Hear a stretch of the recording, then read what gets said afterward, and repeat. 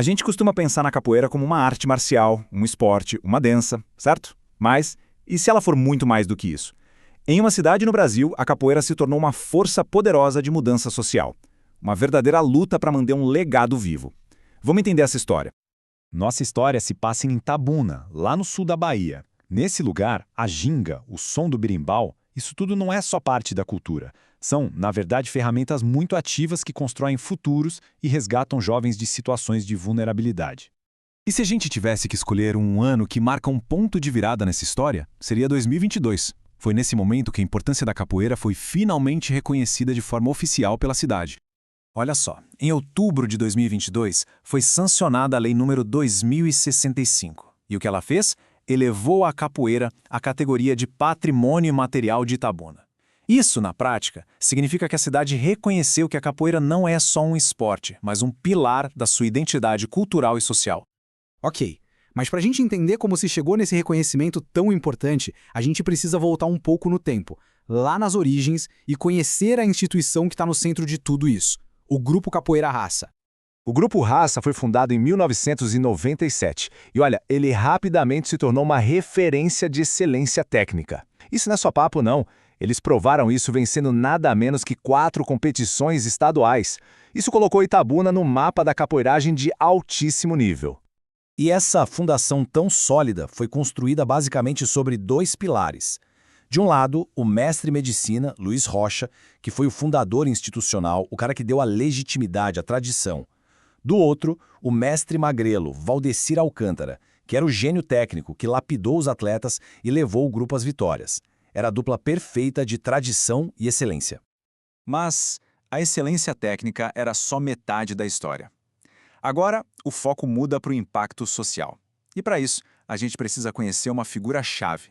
Alguém que praticamente redefiniu o propósito do grupo. Esse é o contramestre Vovô. Ele começou o trabalho social dele lá em 1997, no mesmíssimo ano da fundação do grupo, e dedicou a vida às comunidades mais vulneráveis de Itabuna.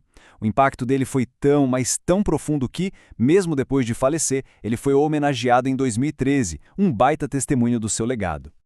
E a filosofia central dele era essa frase aí, tirar os meninos da rua. É fascinante, né? Uma frase tão simples, mas ao mesmo tempo tão profunda. Pro vovô, a capoeira não era o objetivo final, era um meio, era um caminho, uma oportunidade, uma alternativa real à vulnerabilidade que cercava tantos jovens.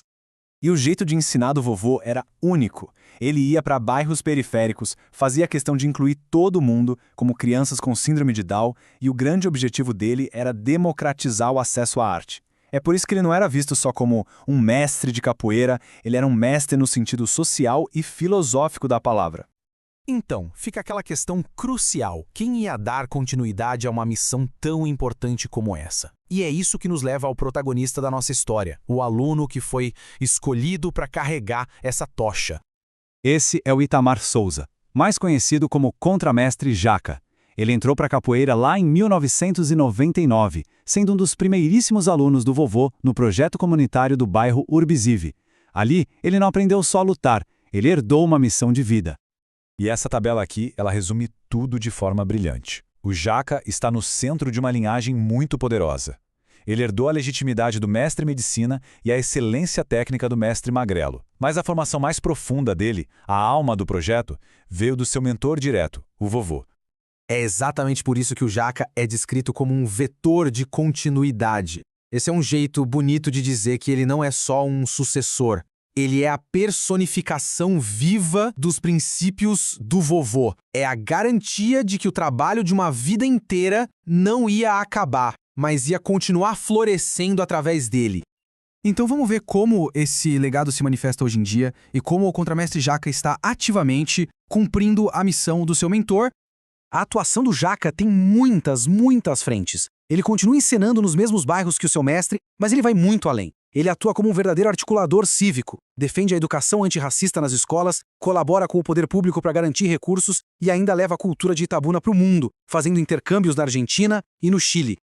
E é aqui que tudo se conecta, o ciclo se fecha. O trabalho do Jaca lá nas comunidades é a prova viva que justifica aquela lei de 2022. Ele mostra que o reconhecimento da capoeira como patrimônio imaterial não é só uma coisa simbólica, é o reflexo de um impacto real e contínuo na vida das pessoas.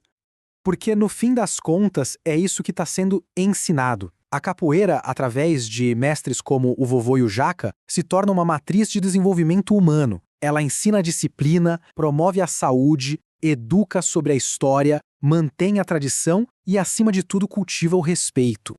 E fica então uma reflexão final. O que é preciso para manter um legado cultural como esse vivo?